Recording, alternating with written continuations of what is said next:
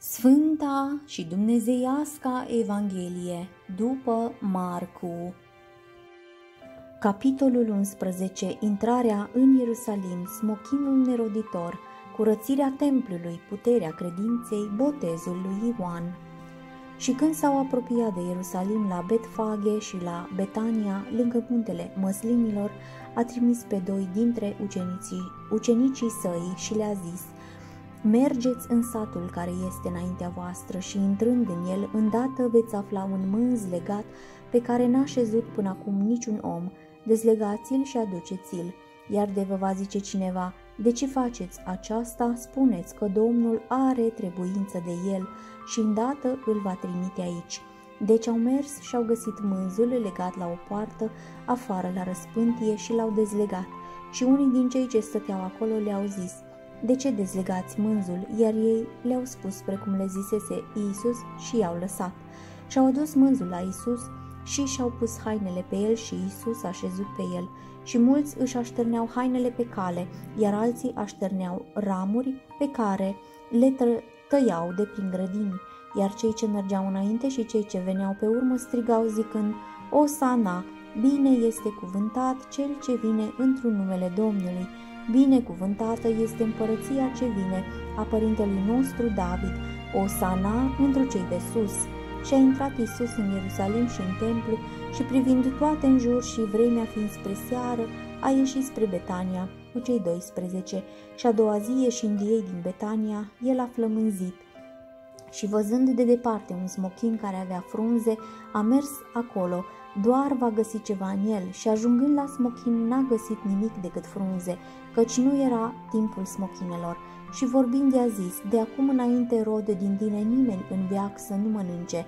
Și ucenicii lui ascultau. Și au venit în Ierusalim și, intrând în templu, a început să dea afară pe cei ce vindeau și pe cei ce cumpărau în templu, iar mesele schimbătorilor de bani și scaunele vânzătorilor de porumbei le-a răsturnat. Și nu îngăduia să mai treacă nimeni cu vreun vas prin templu. Și îi învăța și le spunea: nu este oare scris: casa mea, casă de rugăciune se va chema pentru toate neamurile? Voi însă ați făcut din ea peșteră de tâlhari. Și au auzit arhiereii și cărturarii și căutau cum să-l piardă, că se temeau de el, pentru că toată mulțimea era uimită de învățătura lui.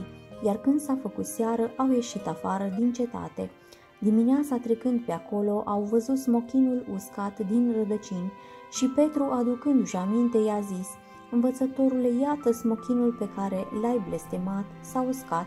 Și răspunzând, Iisus le-a zis: aveți credință în Dumnezeu. Adevărat zic vouă că oricine va zice acestui munte: ridică-te și te aruncă în mare, și nu se va îndoi în inima lui, ci va crede că ceea ce spune se va face, fiva lui, orice va zice. De aceea vă zic vouă, toate câte cereți rugându-vă, să credeți că le-ați primit și le veți avea. Iar când stați de vă rugați, iertați orice aveți împotriva cuiva, ca și Tatăl vostru cel din ceruri să vă ierte vouă greșalele voastre. Că de nu iertați voi, nici Tatăl vostru cel din ceruri nu vă va ierta vouă greșalele voastre. Și au intrat iarăși în Ierusalim și pe când se plimba Iisus prin templu, au venit la el arhiereii, cărturarii și bătrânii și i-au zis: cu ce putere faci acestea? Sau cine ți-a dat ție puterea aceasta ca să le faci? Iar Iisus le-a zis: vă voi întreba și eu un cuvânt, răspundeți-mi și vă voi spune și eu cu ce putere fac acestea. Botezul lui Ioan din cer a fost sau de la oameni? Răspundeți-mi. Și ei vorbeau între ei zicând: de vom zice din cer, va zice pentru ce dar n-ați crezut în el, iar de vom zice de la oameni, se temeau de mulțime, căci toți socoteau că Ioan era într-adevăr proroc. Și răspunzând au zis lui Iisus: nu știm. Și Iisus le-a zis: nici eu nu vă spun vouă cu ce putere fac acestea.